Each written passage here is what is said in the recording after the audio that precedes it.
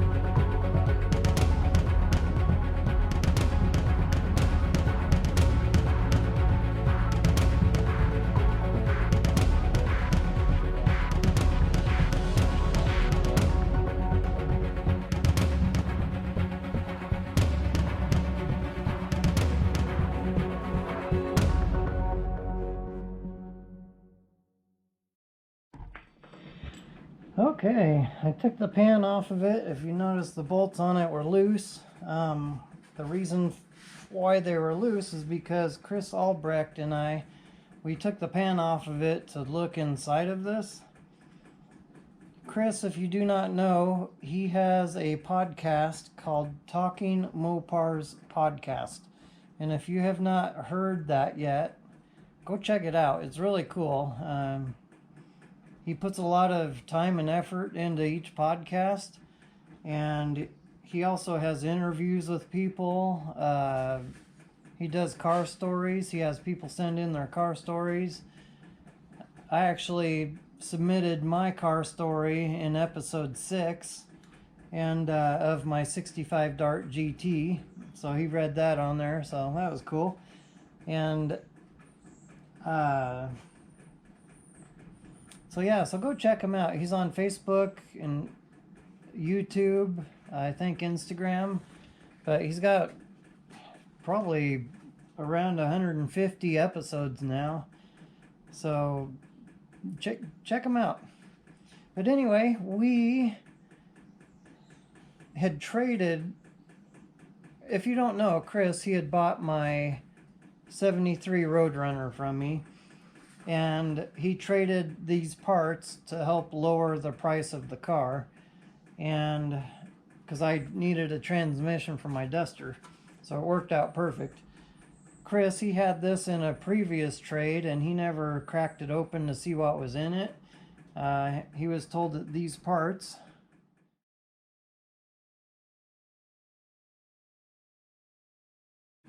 were in it, and but he couldn't verify that they were. He just, so before we traded, we cracked it open and looked at it just so we'd both have peace of mind.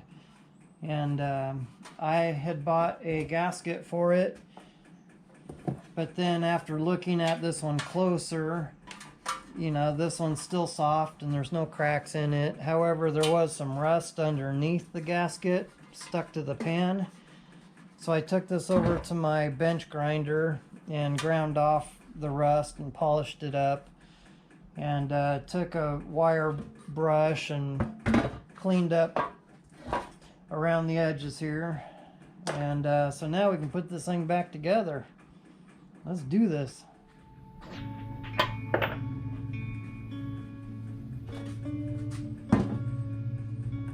Something that'll help hold your gasket in place if you stick a bolt through the gasket in the pan. That'll do that in a couple spots here and there. That'll hold your gasket in place so that you don't have to fight it going everywhere. I'm just gonna put, let's say 3. Just a couple threads through each one so that it looks something like that and your pan don't flop everywhere. Fun little trick I learned. And then if you put your pan the right way, it might go on. This will help you line it up a little better. Then if you get those bolts started to hold it in place, then it makes life so much easier. I learned the hard way. I found out that you do not use RTV gasket sealer on here. Just stick it on straight. You don't need the stuff, to the best of my knowledge. I did that. I put the gasket stuff on there, sealed the pan up. I did this, gosh, that was years ago. And then as I was tightening them all down with that stuff on there, the silicone stuff, just squished my gasket right out of there. And I'm like, Dad, do I use this stuff on there? He's like, nope. I'm like, okay. I had to take everything off again. It was just a mess. And something else you do not do is do not tighten these until you put every single bolt in here. I learned the hard way on that one too. I was, gosh, in high school. I'm 50 now. And but Dad, he told me that, and I didn't quite believe him. I'm like, you got one left. The bolt, everything else you think would go straight in there. And I did that with, I think it was a head or something on an engine, the intake. And put them all in, tighten them all down first, except for that one bolt. I intentionally left it out, tightened them all down, and put it in there to prove them wrong. I had to take every bolt out because it would not go in.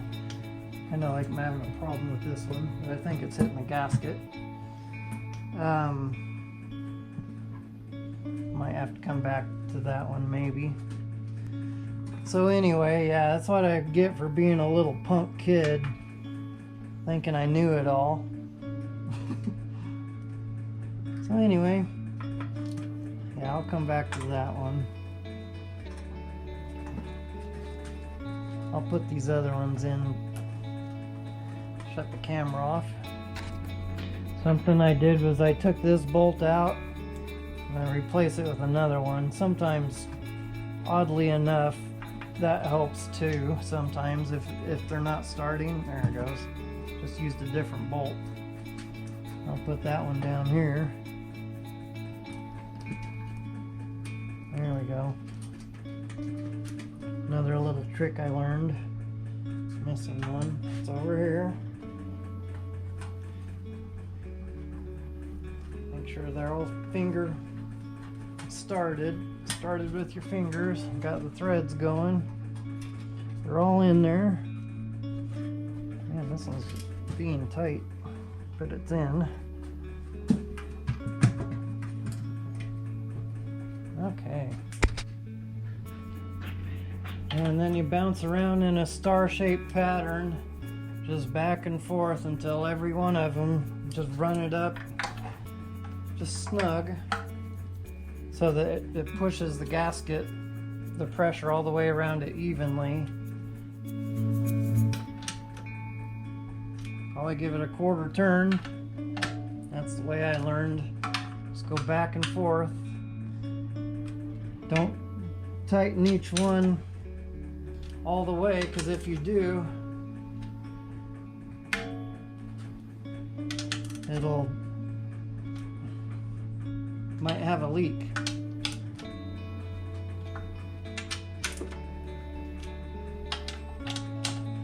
And you just go around till they're all tight. Once they're tight,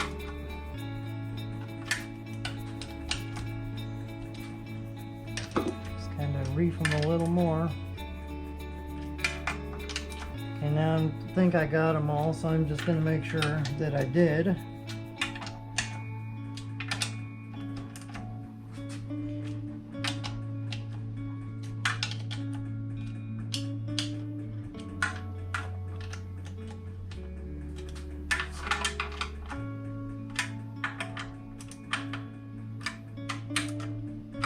Feels like it, so oh, there's one.